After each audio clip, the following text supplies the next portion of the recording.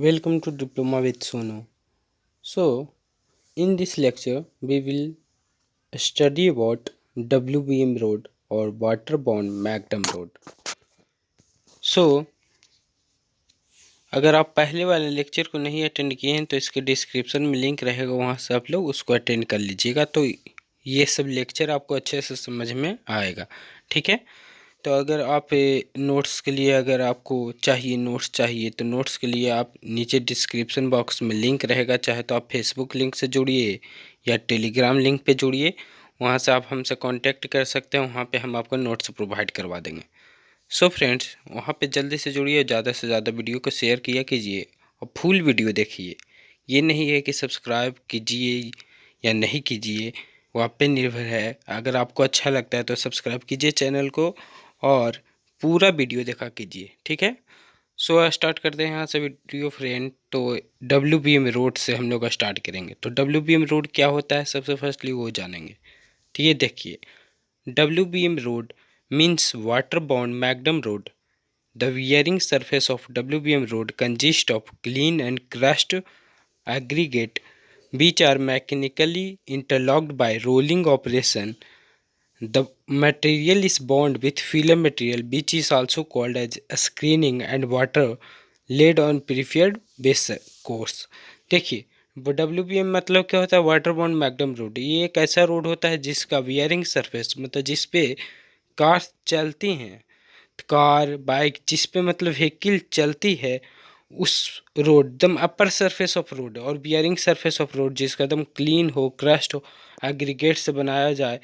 जो एग्रीगेट हो mechanically interlocked मतलब रोलिंग ऑपरेशन के जरिए उसको बनाया जाए, तो ऐसे रोड को हम लोग वो क्या बोलते हैं, वाटर बाउंड मैग्नम रोड बोलते हैं, ठीक है।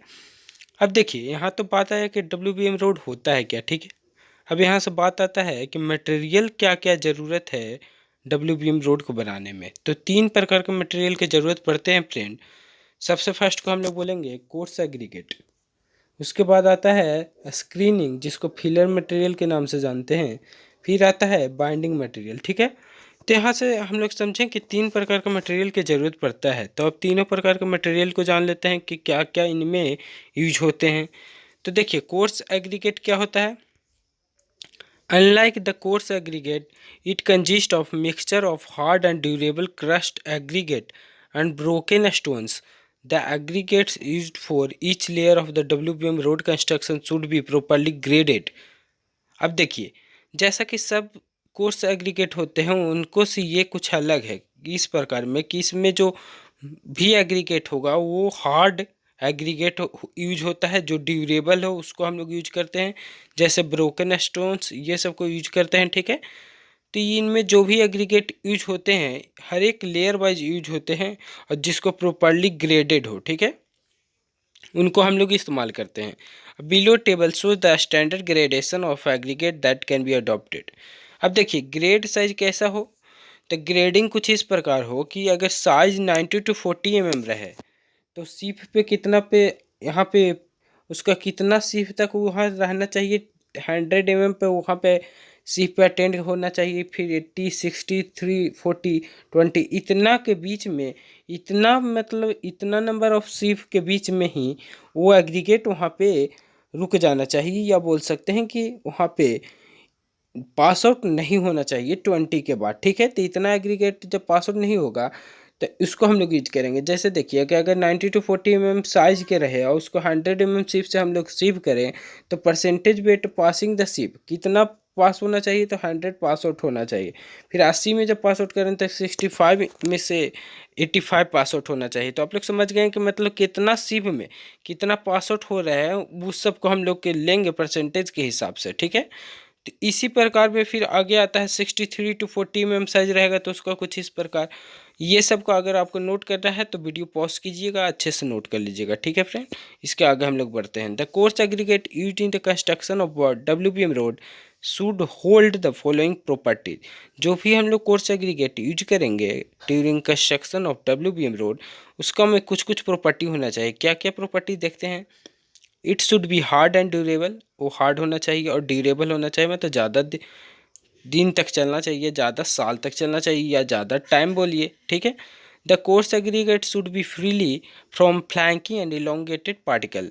जो भी कोर्स एग्रीगेट होगा वो फ्लैंकी और इलोंगेटेड पार्टिकल से फ्री होना चाहिए, मतलब उनमें कुछ डस्ट वगैरह नहीं होना चाहिए या कोई अदर टाइप्स का मटेरियल नहीं होना चाहिए, अनयूजेबल मटेरियल जिसको बोल सकते हैं। The course aggregate should be in acceptable shape and size. Coarse aggregate जो होना चाहिए, जो भी साइज के अनुसार ऊपर में टेबल बनाया गया था उसी साइज में होना चाहिए। Physical requirement of coarse aggregate required for construction of WBM road in test values of different pavement layer is given below. अब फिजिकल रिक्वायरमेंट क्या क्या होना चाहिए, जिसको देखिए फिजिकल रिक्वायरमेंट मतलब कुछ कुछ टेस्ट जब क्रॉस कराएंगे तो उसका हम लोग को कितना उसमें लेयर में कितना परसेंटेज रहना चाहिए उसके बारे में, प्रॉपर्टी के बारे में। जैसे लॉस एंजलस एब्रेशन वैल्यू जो होना चाहिए, सब बेस में जो एग्रीगेट यूज करेंगे उसका 60 होना चाहिए, बेस कोर्स में जो यूज करेंगे उसको 50, और सर्फ हॉलिंग सरफेस या बोल सकते हैं सब बेस, या इसको हम लोग सर्फ हॉलिंग कोर्स इसको बोलेंगे। जैसे सब बेस एक हो गया, फिर बेस हो गया, फिर सर्फ फॉलिंग, मतलब सब बेस के ऊपर जो बेस हम लोग यूज करेंगे उसको लेगी 40। तो इस प्रकार में हम लोग का एग्रीगेट इम्पैक्ट टेस्ट, फिर 50 40 30 इस हिसाब से, फिर फ्लैकी इंडेक्स टेस्ट, इसको हम लोग कुछ भी ले सकते हैं, मतलब कितना भी आए तो उसको हम लोग ले सकते हैं सब बेस में फ्लैकीनेस इंडेक्स वाला। और उसके बाद में लेकिन बेस कोर्स में 15 और सर फॉलिंग टेस्ट कोर्स में 15। तो यहाँ पे आप लोग इस टेबल को भी नोट कर लीजिएगा वीडियो पॉज करके, ठीक है। फिर आता है स्क्रीनिंग। स्क्रीनिंग में क्या होता है कि इसको मतलब फिलर मटेरियल होता है, कि जो मटेरियल हम लोग फिल आउट करेंगे, ठीक है, फिल करेंगे। The material which is used up to fill up the excess void. देखिए बात आ गया कि जो भी एक्सेस वॉइड हो, मतलब जिनमें एयर पास आउट हो सके, उन वो सब स्पेस में जो मटेरियल को हम लोग फिल आउट करते हैं बाय कॉम्पैक्शन, तो उसको हम लोग क्या बोलेंगे, स्क्रीनिंग बोलेंगे। तो the material which is used up to fill up the excess void present in the compacted layer of coarse aggregate is called as a screening। तो यहाँ पे डिफिनेशन समझ गए होंगे। A screening material is nothing but the aggregate of a smaller size than coarse aggregate। Screening material क्या होता है, एक ऐसा मटेरियल होता है जो कोर्स एग्रीगेट वाला से छोटा होता है या उसका साइज से कम होता है, ठीक है। Below table show the standard grading required of screening for construction of WBM road। ये टेबल के अनुसार कि किन किन स्टैंडर्ड वैल्यू दिया गया है ग्रेडिंग का, कि उसको हम लोग स्क्रीनिंग में इस्तेमाल करेंगे। जैसे क्लासिफिकेशन कुछ इस प्रकार है कि अगर ए में देखा जाए तो 12.5 mm शिप से अगर क्रॉस करवाया जाए तो कितना पास हो रहा है, तो उसके अनुसार में इसको हम लोग देखेंगे कि size of screening mm 12.5 mm अगर रहा तो उनको हम लोग जैसे क्रॉस कराएंगे 12.5 mm से तो 100 पास आउट होना चाहिए, मतलब अगर 100% पास आउट होना चाहिए, ठीक है। तो अगर फिर उसके बाद 10.0 mm से क्रॉस कराएं तो 90 to 100 होना चाहिए, कुछ इस प्रकार यहाँ 0.15 से 0 to 8%, ठीक है। फिर बी में आता है अगर 10 mm साइज ऑफ स्क्रीनिंग रहे तो अगर 10 mm से क्रॉस कराएं तो 100, 4.75 से क्रॉस कराएं तो 85 to 100। तो इस प्रकार में टेबल बनाया गया है। तो इसी स्टैंडर्ड ग्रेडिंग का हम लोग यूज करते हैं स्क्रीनिंग में। तो यहाँ पे आप इस टेबल को अच्छे से नोट कर लीजिएगा और रिमेंबर कर लीजिएगा, ठीक है। इसके आगे हम लोग बढ़ते हैं। In order to reduce the overall cost of WBM road, IRC has recommended to use non-plastic materials such as conker, noodles, morum और gravel, रिकवर्क और डिटेल्ड स्पेसिफिकेशन। तो अगर हम लोग रिड्यूस करना चाहते हैं कॉस्ट को WBM रोड में तो उसको में हम लोग यूज कर लेंगे। IRC क्या बोलता है कि नॉन प्लास्टिक मटेरियल जैसे कांकर, जैसे जो हम लोग को रिवर में कांकर पाया जाता है उनको इस्तेमाल कर सकते हैं। नोडल्स और मोरूम मतलब लो लेवल ऑफ एग्रीगेट के इस्तेमाल करके हम लोग कॉस्ट को कम कर सकते हैं, ठीक है। फिर आता है binding material. Binding material which is gone to be used for the construction of WBM road should be properly approved by engineer and it should be have plasticity index value less than 6। तो binding material क्या होना चाहिए, binding material उसको हम लोग इस्तेमाल करेंगे कि जिसका प्लास्टिसिटी इंडेक्स 6 से कम हो। ये ध्यान दीजिएगा, प्लास्टिसिटी इंडेक्स 6 से कम हो उसको हम लोग इस्तेमाल करेंगे। उसके बाद आता है generally the binding material are not required if the screening used for construction of WBM road is moorum और ग्रेवल। तो अगर बाइंडिंग मटेरियल में हम लोग मोरूम और ग्रेवल मतलब लो लेवल ऑफ एग्रीगेट का यूज करेंगे तो बाइंडिंग मटेरियल को वहाँ पे इस्तेमाल उतना ज़्यादा नहीं होता है, ठीक है। तो अगर स्क्रीनिंग में हम लोग इस्तेमाल करेंगे किसका, मोरूम और ग्रेवल ये सब का, तब अब इसके बाद आता है फ्रेंड कंस्ट्रक्शन प्रोसीजर। तो कंस्ट्रक्शन प्रोसीजर हम आपको एक शॉर्ट में दिखाएंगे और उसके बाद एक लॉन्ग दिखाएंगे, तो आपको जो पसंद होगा उससे आप लिख लीजिएगा, ठीक है। तो आगे शॉर्ट देखते हैं। जैसा कि हम बात बोलेंगे कि कंस्ट्रक्शन प्रोसीजर में एक शॉर्ट है, तो शॉर्ट में क्या है, फर्स्ट जैसे सबसे आगे हम लोग प्रिपेयर करेंगे सब ग्रेड। तो सब ग्रेड में आप मटेरियल के यहाँ पे पूरे अच्छे तरह से डिस्क्राइब कर दीजिए, तो 4 to 5 लाइन्स हो जाएगा। फिर बेस कोर्स, तो प्रिपरेशन ऑफ बेस कोर्स, इसमें आप लोग 4 से 5 लाइन दे दीजिए, तो यहाँ पे भी आपको बढ़ जाएगा। तो ये बढ़ाने का अपना अपना स्टाइल होता है, ठीक है, तो उसके हिसाब से आप बढ़ा सकते हैं, या नीचे हम आपको लॉन्ग में अच्छे से बताएंगे उससे आप क्लियर कर सकते हैं। फिर होता है इंटरमीडिएट लेयर, उसमें फिर फोर्थ वियरिंग सरफेस, फिर आता है 5 सोल्जर। तो कुछ इस प्रकार हम लोग बनाते हैं WBM रोड को, सबसे आगे सब ग्रेड, फिर बेस कोर्स, फिर इंटरमीडिएट कोर्स, फिर बियरिंग कोर्स, और उसके बाद यहाँ पे सोल्जर का हम लोग यूज करते हैं या सोल्जर बनाते हैं। तो ये कंस्ट्रक्शन प्रोसीजर हुआ शॉर्ट। अब इसके बाद लॉन्ग में हम लोग देखते हैं। तो ये देखिए फ्रेंड, ये लॉन्ग के प्रोसीजर है, मतलब इसमें अगर आपको 5 से 8 मार्क्स का है तो इसको आप लोग इस्तेमाल कर सकते हैं। सो देखिए इनमें क्या होता है, सबसे फर्स्टली हम लोग समझेंगे कुछ फिगर के अनुसार। सबसे नीचे सब बेस, फिर बेस कोर्स, फिर इंटरमीडिएट लेयर जिसको ब्रिक एजिंग बोल सकते हैं, और उसके बाद बियरिंग सरफेस, फिर आएगा सोल्जर। कुछ इसी प्रकार सेम चीज़ वहीं वाला था। ये फिगर आप अच्छे से नोट भी कर सकते हैं, अच्छे से यहाँ पे दिख रहा होगा आपको, ठीक है। तो सबसे फर्स्ट पॉइंट इसमें आता है preparation of foundation for WBM road. तो इसमें क्या होता है कि द सब ग्रेड और base course is properly prepared for the required grade and camber of WBM road. जो भी हम लोग सब ग्रेड का यूज करेंगे और बेस कोर्स में, उनको एक प्रॉपरली ग्रेड का इस्तेमाल हम लोग करते हैं WBM रोड में। The potholes and the depression on the surface of road are properly filled up and compact. जो भी पॉट होल्स बनेगा, मतलब कुछ इस प्रकार ये फिगर या कुछ इस प्रकार फिगर बन जाता है रोड पे, जिसको हम लोग पॉट होल्स बोलते हैं। तो वो डिप्रेशन अगर बनेगा जिसको यहाँ पे वर्टिकल डेप्थ हो, तो उसको हम लोग फिल्ड करेंगे, अच्छे से कॉम्पैक्ट करेंगे। तो ये सबसे फर्स्ट पॉइंट होता है preparation of foundation of for WBM road. इसके बाद आता है प्रोविजन फॉर लेटरल कॉन्फिनमेंट। तो इसके में क्या होता है, before laying aggregate the shoulder have thickness as the compacted WBM layer should be constructed. They should be constructed with proper quality of moorum और अर्थ। देखिए बिफोर लेइंग ऑफ एग्रीगेट भी मतलब ले एग्रीगेट के बिछाने से पहले सोल्जर का थिकनेस को हम लोग देख लेंगे, और जो इतना सोल्जर का थिकनेस होगा उसको अलग कर देंगे, ताकि क्या, जहाँ पे हम लोग रोड कंस्ट्रक्शन होगा वहाँ पे अच्छे एग्रीगेट का यूज करें, और जहाँ पे सोल्जर का कंस्ट्रक्शन होगा वहाँ पे हम लोग लो लेवल एग्रीगेट का भी यूज कर सकते हैं। तो the main purpose of constructing shoulder is that the road surface to be constructed retain in different in between them and it becomes easy for further laying of coarse aggregate. तो ये soldier को हटाने के पीछे मकसद ये होता है कि अगला लेयर जब हम लोग डालेंगे तो इसमें कोई प्रॉब्लम नहीं होगा कि कितना डायमेंशन तक हम लोग बिछाएंगे, ठीक है। तो मेन पर्पस ये होता है कंस्ट्रक्शन सोल्जर का। या सोल्जर का एक और पर्पस होता है कि ये रोड को एक तरह से बचाता है, या रोड पे वाइडनिंग करते समय वहाँ पे प्रॉब्लम नहीं होता है सोल्जर अगर हम लोग लेके चल रहे हैं तब। और सोल्जर एक तरह से एक पीपल के लिए भी इस्तेमाल होता है कि वहाँ पे पेडेस्ट्रियन की तरह उसका यूज होता है, ठीक है। तो पीपल वहाँ पे पेडेस्ट्रियन की तरह यूज करते हैं कभी कभी सोल्जर को। अब देखिए फिर स्प्रेडिंग ऑफ कोर्स एग्रीगेट। तो कोर्स एग्रीगेट का कैसा स्प्रेडिंग हुआ था, the course aggregate are uniformly spread on the prepared base after the construction of shoulder. Total number of layers of thickness of WBM depends upon the details of design of payment.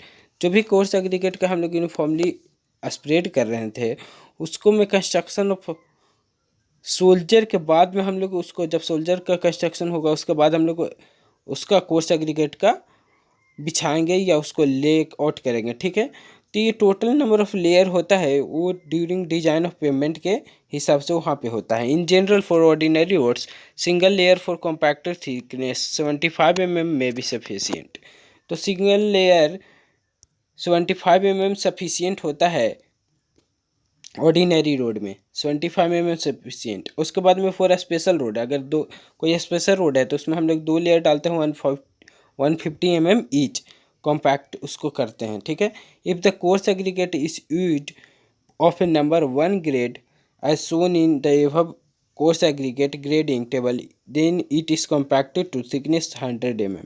तो अगर 1 grade में हम लोग use कर रहे हैं, मतलब जिसमें 100 पास आउट हो, तो 100% आता है, उसको हम लोग यूज कर रहे हैं, तो उसमें थिकनेस 100 mm होना चाहिए, उस ना तक उसको हम लोग कॉम्पैक्ट करेंगे। फिर आता है रोलिंग ऑपरेशन। देखिए रोलिंग ऑपरेशन बहुत इंपॉर्टेंट होता है। इसके बाद हम आपको प्रिकॉशन ऑफ रोलिंग के बारे में अच्छे से बताएंगे। आगे रोलिंग इसका देख लेते हैं कि rolling operation is carried out for the compacting the coarse aggregate. देखिए रोलिंग ऑपरेशन हम लोग इस तरह से करते हैं, काहे कि रोलर आप लोग देखे होंगे कि कुछ इस प्रकार में मशीन होता है कि जिनमें ये कंक्रीट का होता है, बहुत ही ज़्यादा वेटेड, जो इस प्रकार में होता है, तो इसका हम लोग इस्तेमाल करते हैं रोलिंग के लिए। तो ये रोलिंग मशीन आप लोग देखे होंगे, तो ये रोलिंग मशीन क्या करता है, रोल करता है, इसका इतना ज़्यादा वेट होता है जिससे क्या होता है, एग्रीगेट प्रेस होते चला जाएगा या एग्रीगेट पे प्रेशर बनता है, जिसके कारण वो एक अच्छे शेप में हो जाता है और वहाँ पे वॉइड फ्री हो जाता है। It is done with the help of 3 wheeled power roller. तो ये जैसा हम आपको बताएं कि 3 व्हील्ड पावर रोलर का भी फिगर बना के दिखाएं, तो उसी प्रकार में तो ये 3 व्हील्ड रोलर होता है जिसको हम लोग यूज करते हैं। फिर 6 to 10 टन्स और with the help of vibratory roller. तो उसका जो वेटिंग के लिए हम बोल रहे थे कि बहुत ही ज़्यादा वेट होता है, तो वेट कितना 6 to 10 टन्स होगा, या वाइब्रेटरी रोलर के अनुसार हम लोग उसको अच्छे से रोल आउट करेंगे। फिर skilled operators should be used for driving the rollers or the fault rolling operation cause formation of corrugation, unequal finish of road surface, wearing of road in few months of construction।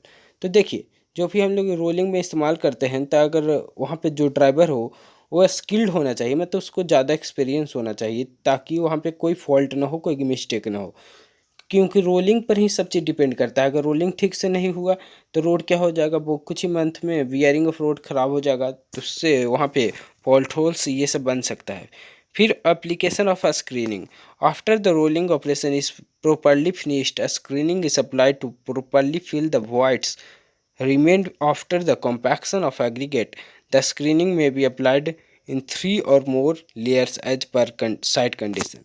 तो देखिए जब वहाँ पे rolling operation हो जाता है, उसके बाद में हम लोग स्क्रीनिंग लेयर को डालते हैं, जो फील्डिंग मटेरियल को हम लोग डालेंगे, और उसको डालने के पीछे मकसद होता है, या उसको लेआउट करने के पीछे मकसद ये होता है कि वहाँ पे वॉइड को अच्छे तरह से कवर कर दें। ठीक है, और ये 3 से ज़्यादा लेयर तक हम लोग यूज कर सकते हैं, जैसा कंडीशन हो वैसा हम लोग इस्तेमाल करते हैं इसका layer. After uniformly spreading of a screening, compaction is carried out with the help of dry rollers for each layer of a screening। After the compaction, brooming of each layer should be properly done to remove the unpacked screening material।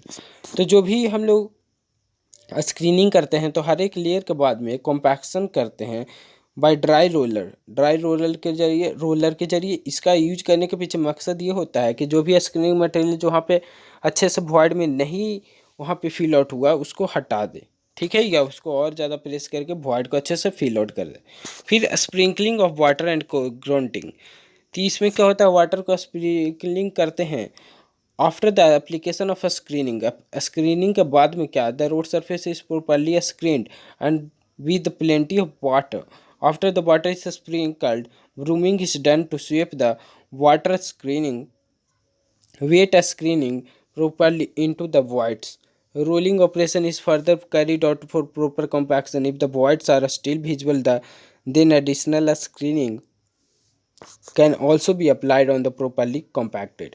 देखिए sprinkling of water क्यों करते हैं, sprinkling of water हम लोग इसलिए करते हैं ताकि जो भी वहाँ पे मटेरियल हो वो अच्छे से फील आउट हो सके, और उसके बाद में जब स्प्रिंकलिंग होगा तो उसके बाद में हम लोग उस पर क्या करते हैं, अच्छे से जो में मटेरियल होता है भीग जाने के बाद अच्छे से वो और ज़्यादा बैठ जाता है, ये बोल सकते हैं, उस पर रोलिंग करेंगे तो वो और अच्छे से कॉम्पैक्ट हो जाएगा और वॉइड उसका फील आउट हो जाएगा। तो उसके बाद भी अगर वॉइड ठीक से फिल आउट नहीं हुआ तो फिर से हम लोग कॉम्पैक्शन कर सकते हैं और दूसरा लेयर स्क्रीनिंग का ले सकते हैं। फिर आता है एप्लीकेशन ऑफ बाइंडिंग मटेरियल। तो बाइंडिंग मटेरियल का कैसे इस्तेमाल करते हैं इसको देखते हैं। Same procedure is used for application of binding material as that of screening. Here after each layer water is sprinkled and rolling operation is carried out। तो बाइंडिंग मटेरियल क्या होता है, सेम ऑपरेशन उसी तरह से होता है कि इनमें भी जैसे एक बाइंडिंग मटेरियल डाला गया उसके बाद में उस पर स्प्रिंकल किया गया वाटर का, उसके बाद में फिर रोलिंग ऑपरेशन किया गया। Eight the time of rolling operation of the wheels of the roller should be constantly watered so as to wash out the binding material that gets stuck to the wheels of roller। देखिए जैसा कि rolling होते रहेगा तो binding material में हम लोग क्या करते हैं, वाटर को वहाँ पे स्प्रे करते जाते हैं ताकि जो बाइंडिंग मटेरियल हो उस पर चिपके ना, या व्हील्स पे चिपके ना बोल सकते हैं, उस पर लगे नहीं और वो अच्छे से कॉम्पैक्ट हो जाए। फिर आता है setting and drying of surface, इसको देखते हैं। तो देखिए setting and drying of surface में क्या होता है, after the final rolling operation the road is allowed to cure और set overnight. The next day if the depression of voids are visible then again sufficient amount of screening और binding material can be used and compaction is done. Setting and drying surface में क्या होता है, इनमें screening के बाद जैसे हम लोग बाइंडिंग मटेरियल यूज किए हैं तो बाइंडिंग मटेरियल के बाद इसको रोलिंग फाइनल रोलिंग किया जाता है, उसके बाद उसको छोड़ दिया जाता है ओवरनाइट, ये 12 घंटे या 24 घंटे तक उसको छोड़ दिया जाता है। उसके बाद वहाँ पे देखा जाता है कि कहीं पे डिप्रेशन नहीं ना हुआ है या कहीं पे वॉइड नज़र तो नहीं आ रहा है, मतलब विजिबल तो नहीं हो रहा है। अगर विजिबल हो रहा है तो वहाँ अच्छे अमाउंट में हम लोग कॉम्पैक्शन करेंगे और उसमें फिलर मटेरियल डालेंगे, स्क्रीनिंग करेंगे और वहाँ पे बाइंडिंग मटेरियल फिल करेंगे। फिर आता है preparation of shoulder. At the time of curing of road shoulder are constructed. जब क्यूरिंग ऑफ रोड होता है मतलब जहाँ पे हम लोग रोड को वाटरिंग करेंगे जिस समय, उस समय में क्या along with the by filling earth to specified cross slope. एक क्रॉस स्लोप के अनुसार वहाँ पे फिल आउट करते जाएंगे अर्थ मटेरियल को, एक सोल्जर को बना देंगे, ठीक है। दे आर प्रॉपर्ली कॉम्पैक्टेड, वो सब भी क्या प्रॉपर्ली कॉम्पैक्टेड होना चाहिए। फिर आता है 10 open for traffic. Open for traffic मतलब ट्रैफिक के लिए कब ओपन करें, तो after proper drying without any depression the road is then made upon the traffic.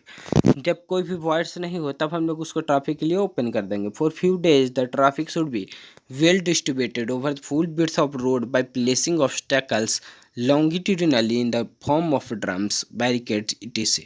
जैसा कि बोला जा रहा है कि अगर कुछ दिन तक ट्रैफिक को स्टॉप करना है तो वहाँ पे हम लोग बैरिकेड के इस्तेमाल करते हैं, या कभी कभी क्या करते हैं जो भी ड्रम और बैरिकेड्स वहाँ पे रख देते हैं ताकि वहाँ पे रोड क्रॉस से उस रोड जहाँ पे कंस्ट्रक्शन हुआ है वहाँ से कोई गाड़ी पास आउट नहीं कर सके।